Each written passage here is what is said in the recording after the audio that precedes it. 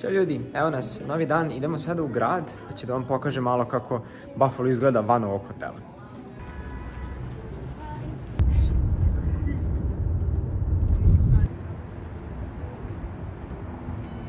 Hej ljudi, evo nas u jednom baru u downtown Buffalo. Sam ovaj deo grada je za nekih 15 minuta udaljen od ovog hotela u kome se nalazimo dok smo u ovom delu Bolt programa. Danas je neka njihova velika utakmica, hokejaška utakmica, igra njihov domaći tim, tako da bukvalno ljudi po svim ulicama su obučeni u džerzije njihove. Sad smo u tom njihovom baru, isto se ljudi pripremaju za samu utakmicu. I u samom centru grada ima dvije velike arene, jedna je za bejsbol, jedna je za hokej, tako da pretpostavljam, pošto su dosta blizu Kanadi, da je hokej jedna od glavnih stvari u Buffalo. I super je što stvarno i muškarci, i žene, i deca, svi su tu obučeni u te dresove, jako dobra energija, baš vidim da vole i da uživaju, da čekaju svaku utakmicu, što je baš jako cool. Samo zbog toga što je danas baš utakmica, pokušali smo da uđemo u 3 različita bara i nismo mogli da nađemo mesto nigde. Svuda si ili čekao sat, 2 sata, kao sam da dobiješ 100, ili te uopšte ne puštaju ako nemaš rezervaciju napred.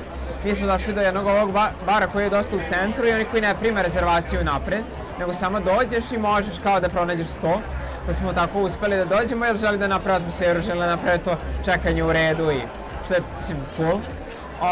Ja sam jeo burger, tako da baš pravi američki burger i moram reći da je ok, ali iskreno više volim burgere kod nas. Ovo je 3. burger koji imamo ovde dok smo u Americi i za sada nijedan me nije nešto preterano oduševio. Dobar je, ali ništa specijalno i svaki put, prethodno 2 puta kad sam naručio burger dobijem sa 2 mesa kao, znači nije da napravi jedno kao saočno veliko meso, nego neka kao 2 pljeskavice manje više. Tako da je to dosta zanimljivo. Što se tiče samog downtown Buffalo, cool je, ali ništa specijalno. Jako je tako američki i to njihovo taj klasični kao selo, ali nije selo, na grad je. Ali velike su ulice, ima dosta parking mjesta, ima dosta kola.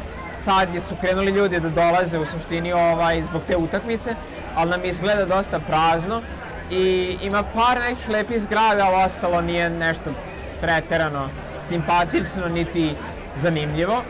Tako da smo se malo promuvali tu, videli te neke glavne znamenitosti i to je to. Evo nas na stadionu, kupili smo karte ne baš na blagajni stadiona, nego kod nekih kao tapkaroša. Sam ovdje s tapkaroši digitalni, preko telefona nam je prebacio karte. Tako da je to opcija, ispalo je dosta jeftinije nego da smo kupili last minute karte na blagajni baš.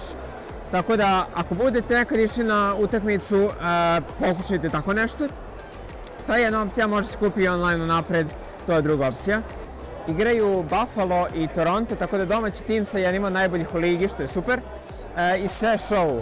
Na poluvremenu, odnosno između prve i druge četvrtine, je bio giveaway da je neki čovek rolao kao gumu i koje 4 ljudi rolalo gumu do sredine terena i onaj koji je bio najbliži je osvojio kola. Na licu mesta dali mu ključeve i odvezu se sleda kolima. Tako da sve show, baš prave odličnu energiju, tako da preporuka za sve da posjetite ovo ako budete u New Yorku ili Buffalo.